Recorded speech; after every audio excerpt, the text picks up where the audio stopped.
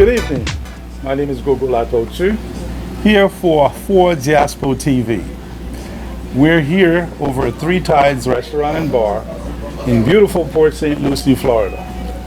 Every week the goal is to sit with people who I deem as movers and shakers within our community, people who have a very distinct and positive agenda.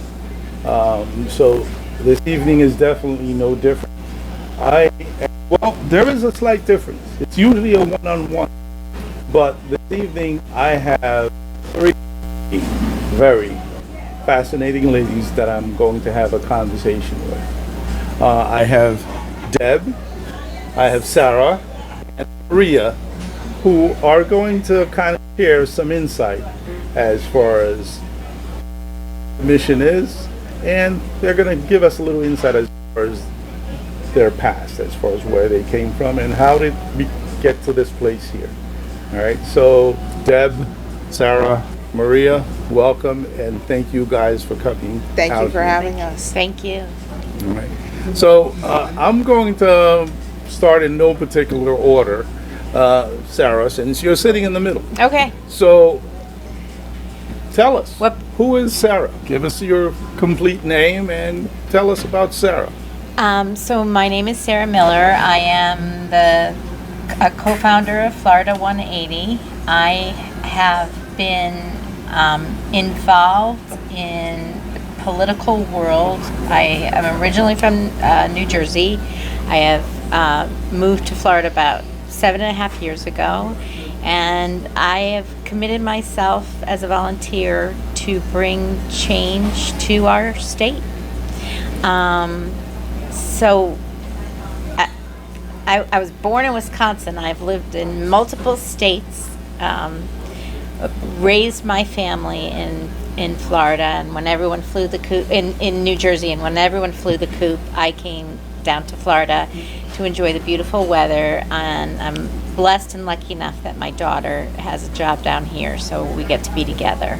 Now sorry to interrupt. As you were speaking, and you said Jersey, and you've been here for 7 years, and I'm like, how did you lose that Jersey accent so quickly? But you had another. I never had a New Jersey accent because I have lived multiple places. That's true. And I don't think Floridians actually have an accent. That's been my experience. They do.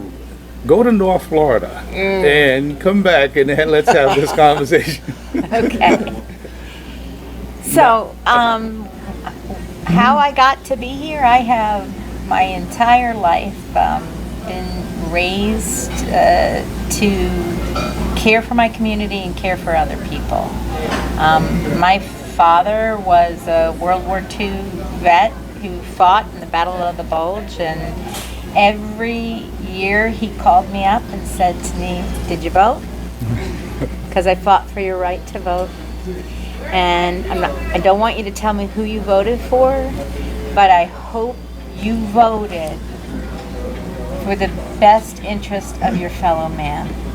Because remember, you do unto others as they would have them do unto themselves. And I never forgot that. And so I stayed committed to that, and I stayed involved. And I see that we need to do a lot of work here in Florida. So that's why we created this group, Florida 180.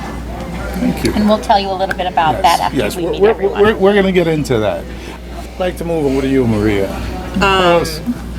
Wow. Okay. So let's start with the full name. my full name is Maria Cole. Mm-hmm. I was born in Pittsburgh, Pennsylvania.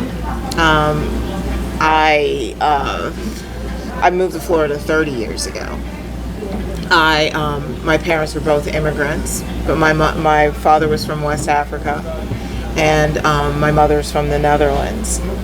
And my mother was a child during World War II, and some of the things and the lessons that she taught me were about, again, how to care for one another, because she saw what happened when people were taken in the middle of the night and disappeared from their families and their community. She herself was separated from her family because they were all on food rations during the war.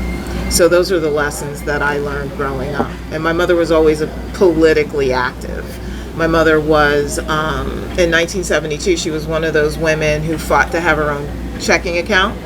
She fought to have her own credit card.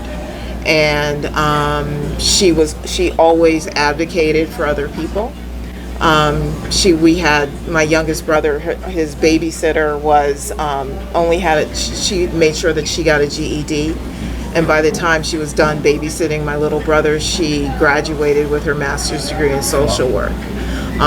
So I've always been in that kind of world. When I moved here to South Florida, my best friend's dad was a high school principal, and he grew up here during Jim Crow. And it was his tradition to rent a van, put posters on the side of the van, and take people to the polls to go and vote.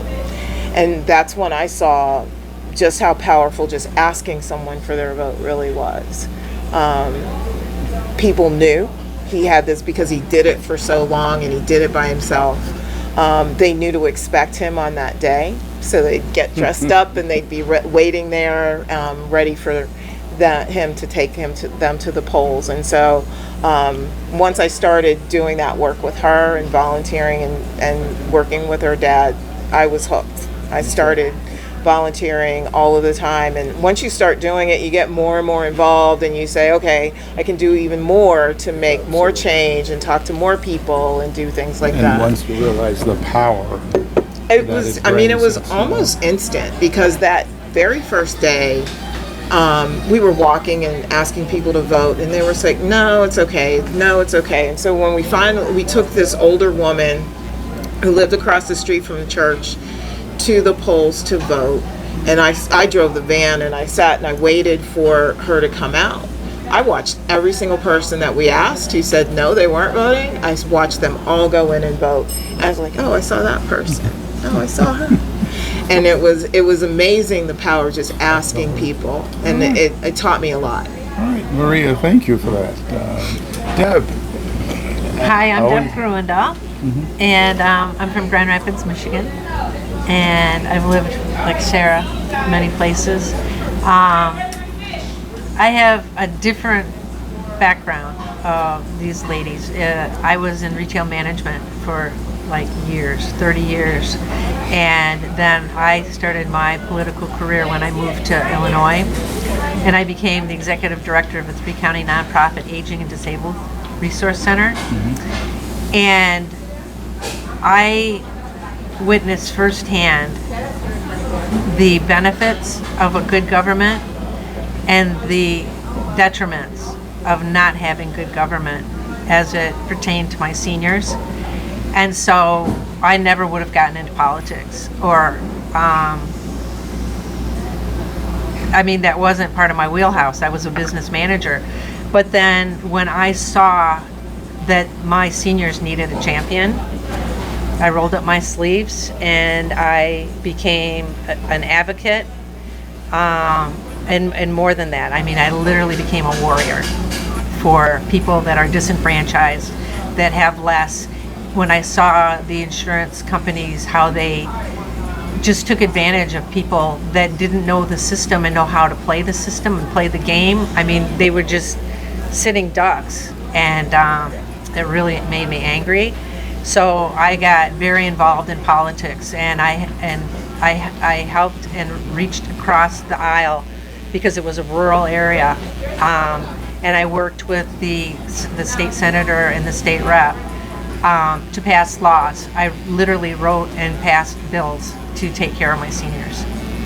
And so my dad was a World War II veteran. He was in the Navy, and he decided that he wasn't going to let our democracy be taken away from us, and I feel as strongly as he did. So. You said something that was interesting. Good government, bad government. Right. Everybody has a message. Everybody pitches whatever they want to pitch. Right. But how do you get to the point where you can kind of say, okay, this is good for me, this is not good Right. for me? I want to, before we move on to what I open up there, I want to go back with each of you. Now, growing up in Grand Rapids, before you got into retail, 10-year-old Deb, did you see yourself getting involved in politics? Oh, absolutely not. No. We lived rural, and I had horses, and I showed horses. You know, horses were my life. So, no. Okay, and that is so different from Maria, who basically kind of grew up with her mom and everybody else around her Right. was very... We are very different. Very. Yes, We are I very noticed Dutch, that. but very We're different. both Dutch. Yes, both of our lineage is Dutch. And if you don't know what Dutch means, I think that's a whole other show. Because they are tough. Sarah, going back, 10-year-old Sarah, did you see yourself? Yeah, I think so. I Yeah. think that I always had a calling to help other people. And but at the same time, I was also raised that you've got to help yourself as well, right? So, and I had an understanding that our government can help us do that. But what's so unique about the United States is we make the government. Sometimes we forget that, but we in community create our own leaders and we make that government. And I think I actually understood that as really early in my youth. And I think I was brave and I stood up, and as soon as I graduated from high school, I studied this. I studied economics, I studied political science, I studied world history, because I wanted to understand how all of these things connected to the human experience. So I think I always knew somehow that I would be doing this. Okay. Now, we're in a situation, I believe, currently, whether you're on this side or that side, but I feel like everybody feels they're right. Yep. And this can't see how this one thinks, that one can't understand how this one thinks. Now, it's government for the people, by the people. That's the experiment that we have here in the United States. Now, based on your experiences, how practical do you think that is? The government for the people, by the people. Yet, right now we have the people are not understanding one another. Right. I think that it is very practical. Okay. I think that in my lifetime I've seen it work, right? I think I was telling Sarah this the other day. When I was a kid, it was not unusual for the congressman to call my parents' house. My parents wrote letters to their congressmen. My parents wrote letters to senators. And Ted Kennedy, my mother advocated for regular mammograms for women who were diagnosed with breast cancer, that kind of thing. The mayor came and just walked down the street and said, "Hey, Mr. Cole, let's have some coffee." That was government for the people and actual public service. My expectation was public service of our elected officials. So I don't think it's unrealistic. I don't know how we got to this place where we have demonized other people's ideas, because it's not the natural way of doing things, right? Like we should be able to start from a place of what is in our best interest as a community, not my interest, because I should take care of myself, but what is the common place? What is the common ground that we can champion, right? Like whether you're on the right or the left, we should all want to have clean drinking water, right? things that we can agree on. How we get there, we can debate. Okay. Now, I think you grew up with an advantage. And let me explain what I'm saying by you grew up with an advantage. Do you guys think that the bigger population is aware of the power of their voices, where No. they feel they can? No. No, So- and that's what we're hoping to change. Because I think there as are you're- moments when they do, but I think for the most part, for the most like part, living your life every day, no, you don't realize just how much power. I like to use this quote when I am in community: the most common way people give up their power is by thinking they don't have any. Good point. Good point. Because you have a lot of people that will not even imagine writing to a congressman. And that is, to me, what may be lacking, that is kind of creating this big struggle we have now, because people don't know how loud their voice can be. And they're mostly relying on the next person to do it for them, and the next person may not be acting in their best interest. The messages that are going out now, I mean, how could this very intelligent person on this side, this very intelligent person on that side, and they totally can't understand where the other one's coming from? Why do you think that is, Sarah? It's the question of the decade, isn't it? I think that we have put ourselves in our own silos where we are influenced by a lot of things. Our neighbors, our friends, our Facebook feed, what news station you watch, and you start to live in an echo chamber where we have a tendency to want to be around people who constantly agree with us. And one thing I've noticed moving from New Jersey and coming to Florida, in New Jersey it's okay to disagree with somebody, and it's really important that you say it. And there's no hurt feelings. It isn't about being impolite or rude or nasty. Here in Florida, sometimes I feel like people are like, we just don't talk about that. But however, we're still really comfortable going into our two silos and being so angry with one another. But when we're all together, we don't talk about it. Now, listening to what Sarah just said, my opinion, I think times have changed. I don't think it's just Florida. I think it's times have changed. What we could have had a conversation with 20 years ago where I disagreed with Maria's opinion, and but yet we can part as friends and agree to disagree. I don't think it's a Florida issue. I think it's the United States in general. What do you think? I believe it's a national issue.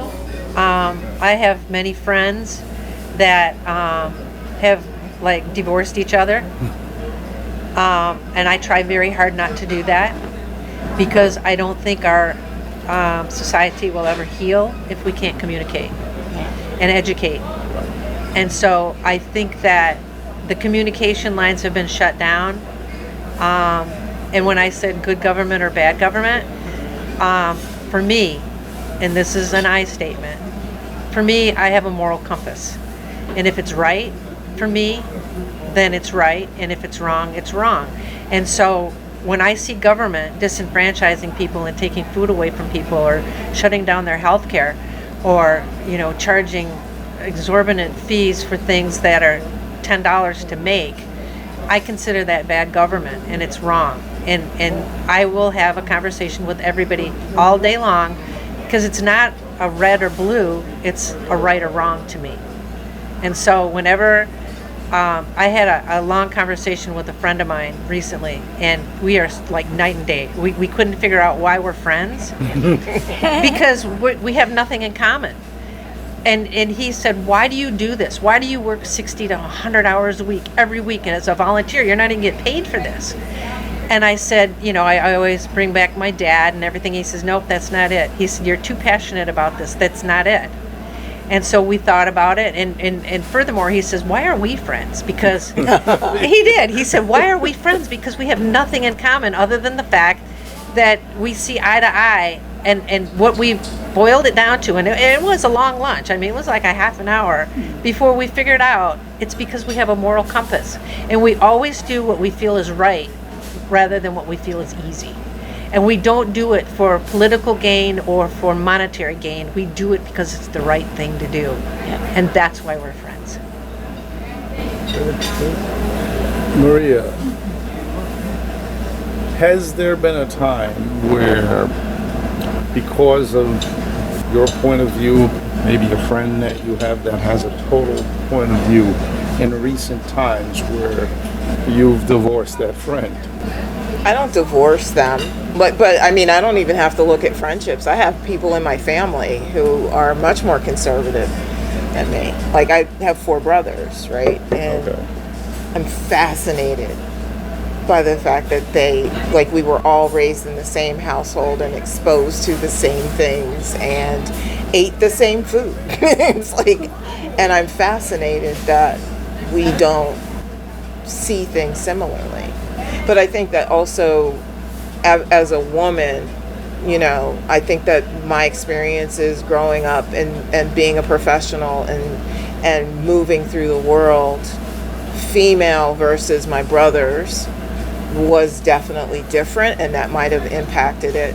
And I think that I've taken on a lot more of my mother's fearlessness in that way. So, but I've not divorced anyone over like political things. They're just wrong. Okay. Have you divorced any friends, Sarah? I can say that I have not. However, I'll go back to what Deb said, is I have a tendency to lean towards those who care for other people. Right. So I have a tendency to build friendships when I see something very genuine and caring in you. So I think I have, if I look at all of my friends, they sort of have that in common. Of course, I have relatives, and they are my relatives. They're my cousins. They're my hey cuz, and we love each other, and they live in Texas or Oklahoma, wherever they might be, and they don't necessarily agree with me. But I love them. It's interesting that, I don't know if you guys have ever discussed this, that you guys have pretty strong views, and yet you haven't divorced anyone, like using your words, because of their views. And in my opinion, what's important with not divorcing, if we don't continue to communicate, how are we going to grow and learn from one another? Right. So that's something the 3 of you, I don't know if it was by design, but that's great. Now, Florida 180, is that the base of? Tell us about How it was Florida, born. how it was born. Go for it, Sarah. Oh, wow. Go for it, Want me to Maria. go first? Go for it. So, How we met. we all met because we were helping candidates and getting people elected, and we realized that they needed support and help and guidance that wasn't driven by money, but they actually just needed good people behind them to do the work and support them so that they in turn could support their communities. So what was born out of this idea is going into community, and instead of having some imaginary person from up above telling us what the message should be, because we all hear, this is the message. How about asking the people who live in the community and asking them what keeps them up at night. What do they worry about? What with their children? What are they worried about? Are they worried about as their parents age, how they're going to take care of them? What are the things that make you tick every single day that say this weighs heavy on my mind? It might be your local school. It might be a road that you drive over that keeps making your tires flat. Like there's everyone has. We like to call it a speed bump. Something that it is important to them. And instead of telling them what was important, we wanted to turn things around to Florida 180 and go into community and do something novel for the first time and say, you tell us what the message is. You communicate with us what's on your mind and how can we help you. And then the goal would be to match the candidate that meets the needs of the community rather than vice versa, which is the message comes from top, the candidate is thrust upon us, and we don't always succeed, and now we have this divided country because of it. I think everybody in their heart, for the most part, wants to live in a peaceful, vibrant, thriving community. But what is going to make Fort Pierce or Stewart or Palm Beach Gardens thrive, they're very, very different things. And what we've learned is going into these communities is the needs can change within like 4 miles. When you move from town to town, we might have some people who don't have clean water. That is really hard to hear. That your drinking water is tainted with E. coli bacteria. And are your elected officials paying attention to you? Are they even working to resolve that? Or do you have people who are hungry? Or do you have really just like such terrible traffic that you can't get to work in the morning? Now, as far as the different communities that you guys work, do you pick the community or you just go across the board? And kind of the reason I throw out that question, we live in the United States of America, okay? My understanding of the United States of America, we're a country of immigrants where communities will vary from street to street, town to town, and state to state. So is there a specific community that you guys target and say, okay, let's go into this community, or is it across the board? I think it's across the board, but it's more, rather than, and it's more, it originates within the community. Like we don't say, oh, I'm going to go to Riviera Beach today, kind of thing. It's relationship driven and conversationally driven. And then once we have those conversations and we have an understanding of what communities are asking us for, we're not even telling them what to say or think or anything like that.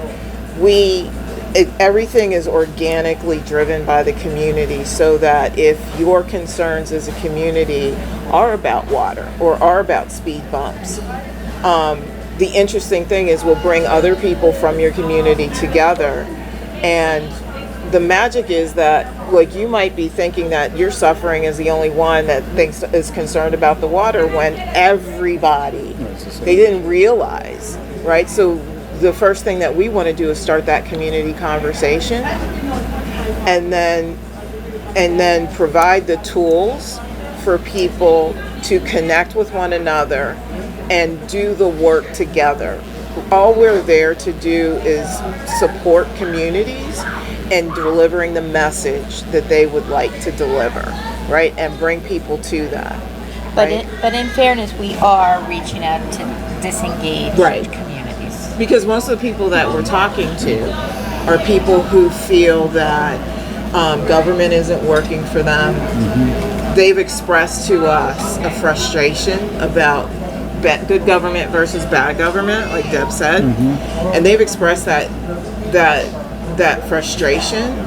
So we invite ourselves for a conversation. And it starts with that. It starts with having a conversation, having a better understanding. We had a wonderful conversation with your wife earlier, for example, learning about a history, right, of a community and the evolution of what that community has been over the span of, like, let's say 60 years, right? And how a community, its history, its culture, the people that feed that culture, set the foundation for an approach, perhaps, and how to support good government, how to encourage good government. The tools are already there, and helping to build them. Yeah. I'm gonna kind of jump over to another hot topic of the season, so to say. Immigrants.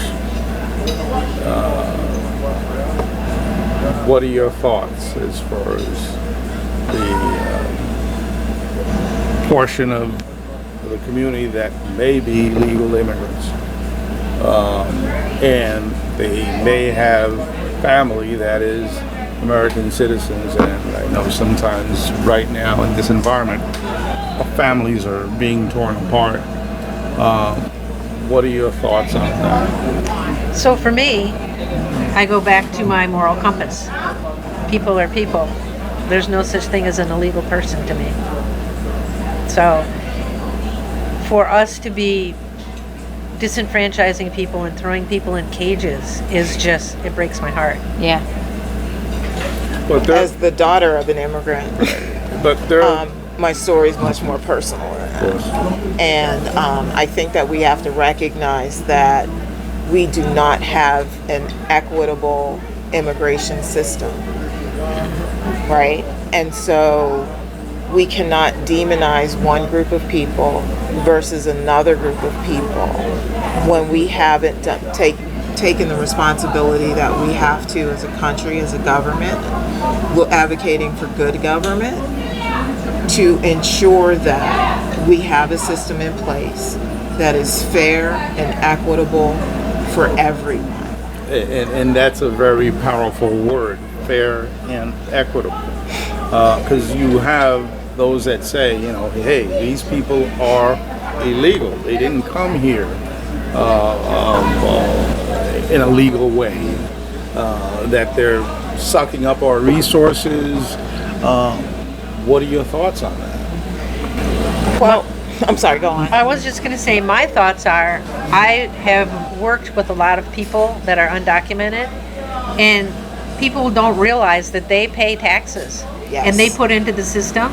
And as far as my work with seniors, they don't get their Medicare or Medicaid. They don't get any hospitalization. They don't have any benefits. So they pay billions of dollars into these systems and never see a dime of it.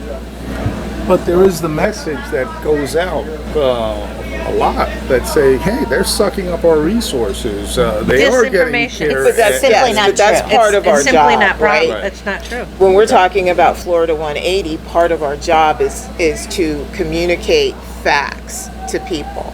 When we're having conversations in community, part of our responsibility is to give accurate, true information. We're not successful if we're not providing information, because fundamentally, that's what we're doing. Providing people with the accurate information, true facts of what is going on, right? And bring us whatever information you have so we can have a conversation about it. The end of that this is why it's important to engage politically, because these are things that are either not just, are not fair, or inaccurate, and the only way to correct it is if we are plugged in, civically engaged, to be able to either change, support, or enhance. But it's important for us, each one teach one. And that's really what we're doing and attempting to do with Florida 180. Florida 180, you guys are, you have mentioned you go across different communities. And I'm going to talk about two right now, which again I think kind of are out there as far as the news, the Latino community and the Haitian community.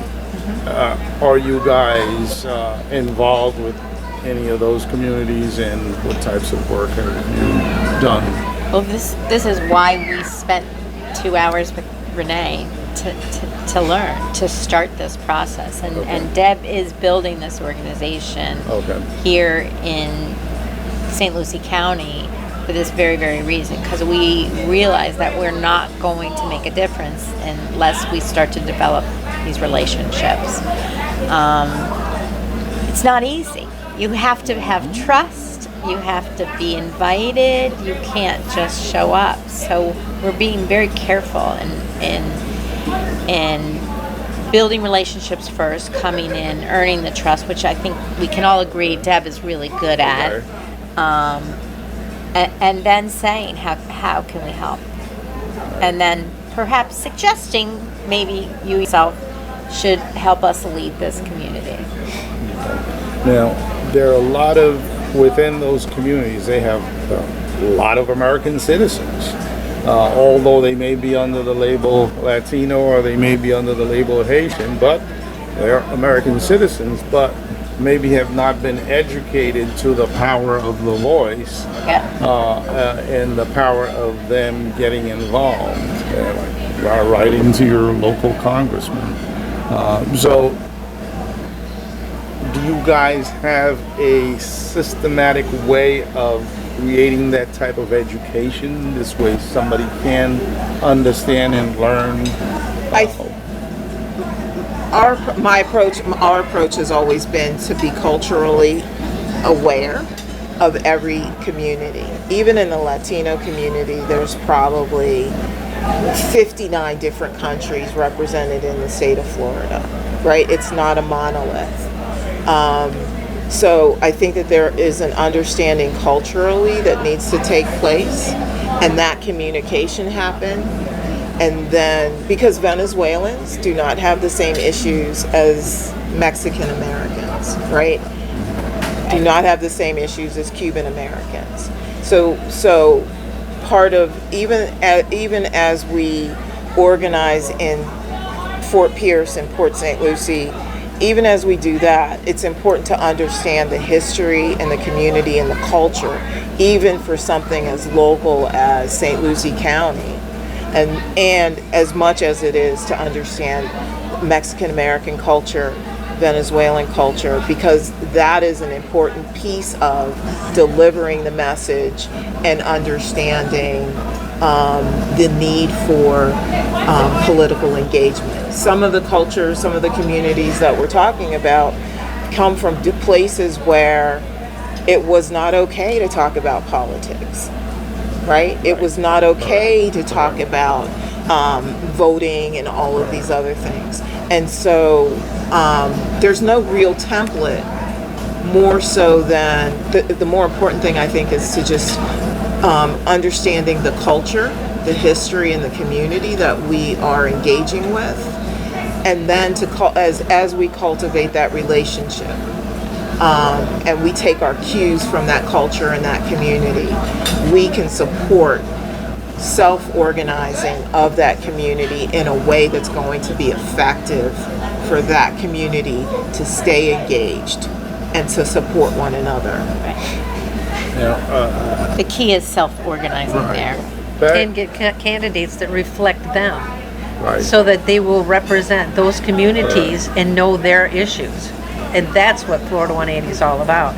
Getting candidates that see, hear, understand, and are educated in what those communities need, so that when they run, they can represent them properly. And that's what I call good government. There was an incident October of last year, and this is somebody that I know personally, whose uncle got into a situation. I initially laughed about it But then the more I thought of it, I'm like, the lack of knowledge is, oh my God. His uncle got picked up last October By a police officer? by ICE. By ICE. By ICE.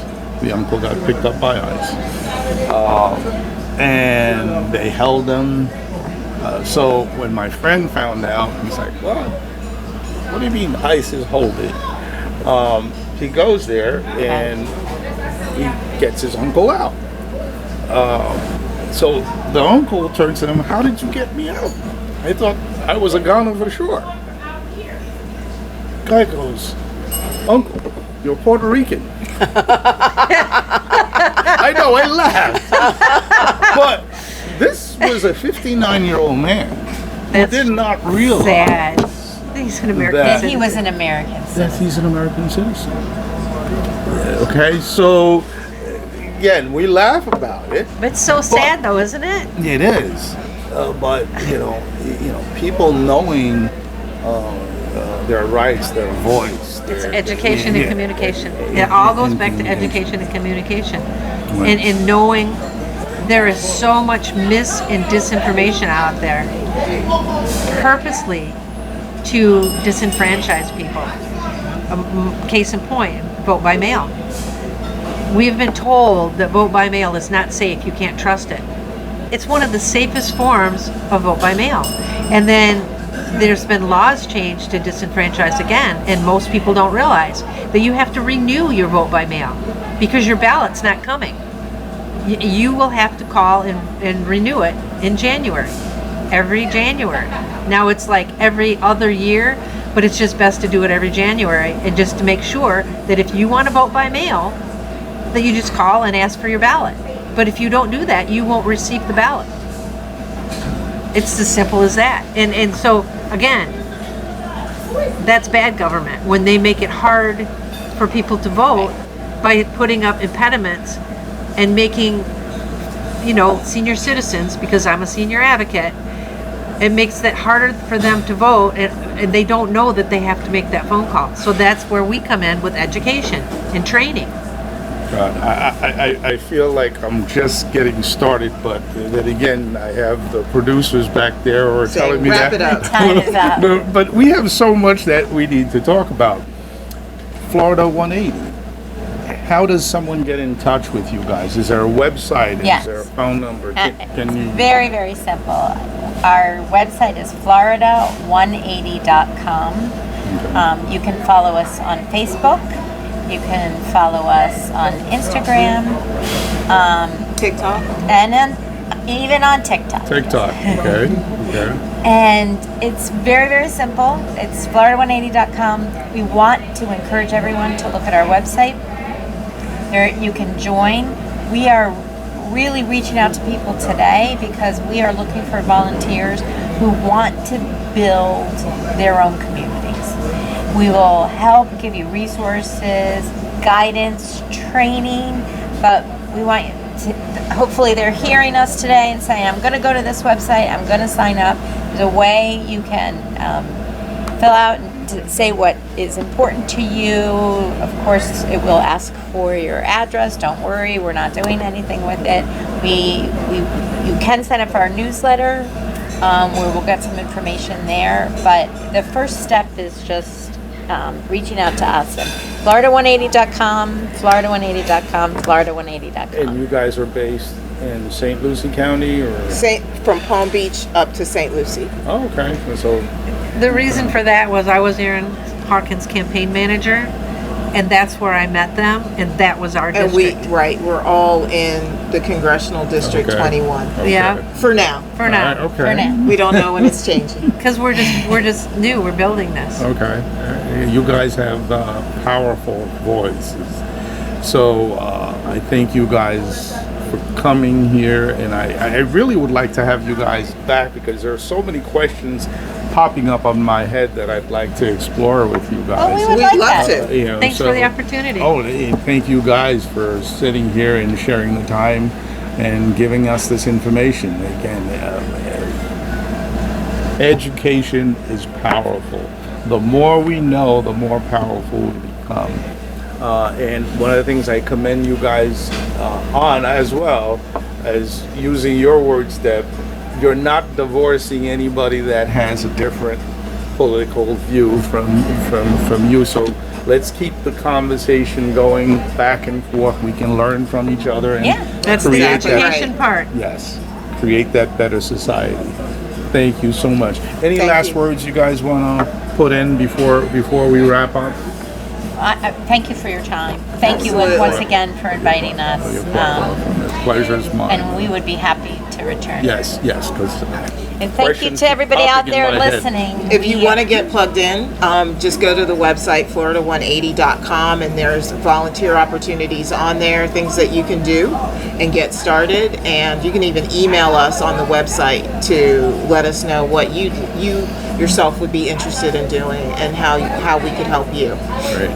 Again, my name is GOGO LATORTUE here at Three Tides Restaurant for Diaspo TV.